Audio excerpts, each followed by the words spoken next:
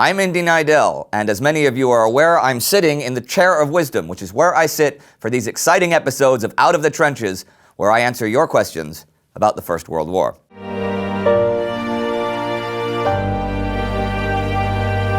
From Patreon, Fraggle Wrangler writes, during my time in both the Army and Navy, I always appreciated the role that chaplains and padres played in the military, despite being atheist agnostic myself.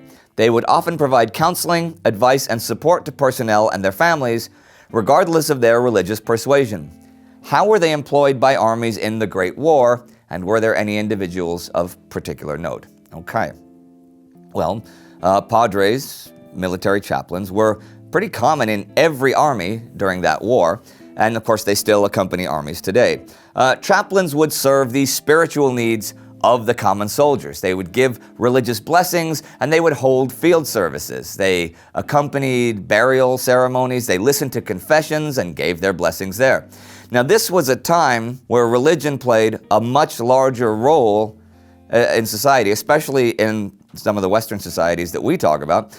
Those chaplains were essential for the overall morale, since many soldiers were very religious. You know the old saying, there are no atheists in foxholes?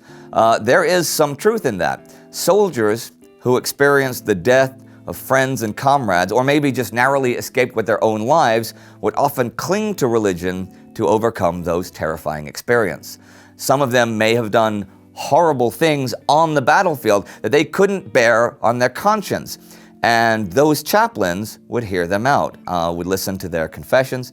And if the soldiers couldn't write home, maybe because they were illiterate, they could often dictate their letters to the chaplains, and the chaplains would take them down.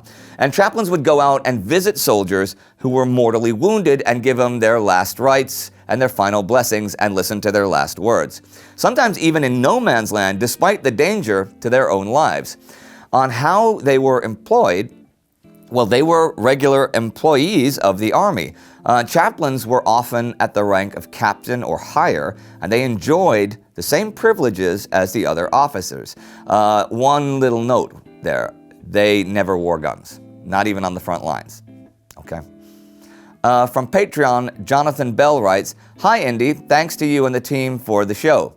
As it was the centennial of the beginning of the Battle of Verdun yesterday, oh, when he posted it, okay. What would you consider to be the worst battle in the Great War in terms of casualties, treatment, and living conditions of the soldiers? That's a really hard question. I mean, is it right to say that the Battle of Verdun was worse or better than the Battle of the Somme? Was trenchfoot in France a worse fate than typhus in Kut? Was death in barbed wire more cruel than a cold grave at sea, sinking with a submarine? Soldiers froze to death in the Carpathians. They bled out in the muddy fields in Flanders, and they fell to disease in Serbia and in the deserts. If you just outweigh their deaths by numbers, you lose touch with the actual cruelty of the war. Churchill supposedly said about the war on the Western Front that there were battles in the beginning and battles at the end of the war, but in between there were no battles, only slaughter. Now, I know this doesn't really answer your question, but it's the answer I have to give. I mean, it might be a little preachy, but, sorry. Okay, Marius Stannah writes, why was there a skull on the German uniforms of some generals? And that's an exclamation point and a question mark, which is called an interrobang, just so you know. So why was there a skull on their uniforms? Because they were the baddies, right? No, actually, the famous skull on some German helmets and busbies, like that we see so often on insert photo here, General August von Mackensen, dates way back to the old Prussian mounted battalions of the 18th century. The Totenkopf insignia was introduced under Frederick the Great. He commissioned a new regiment of hussars, the Ruesch Regiment No. 5. They had black uniforms, and they wore a fur cap that had a skull on it. Later, the skull would appear on the uniforms of the Black Brunswicks during the Napoleonic Wars. Now, some say this was to avenge their fallen leader, and some say it was to frighten the French. But since then, it became a symbol of the elite hussar battalions of Prussia. Mackensen began his career in the Leibhusaren No. 2, which would be the 2nd Hussars, as you may guess, which had the skull out of tradition as a Prussian hussar regiment. And he stuck to it until he died, right?